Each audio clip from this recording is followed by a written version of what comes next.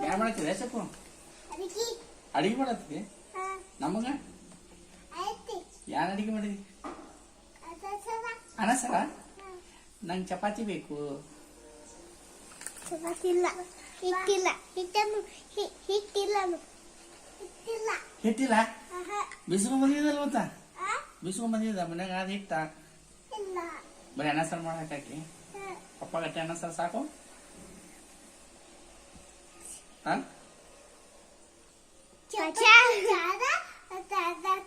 ಚಪಾತಿ ಸಾರ ಅನ್ನ ಸಾರ ಅವ ಮುಗಿತಾ ಹೊಟ್ಟೆ ತುಂಬ ತಂದು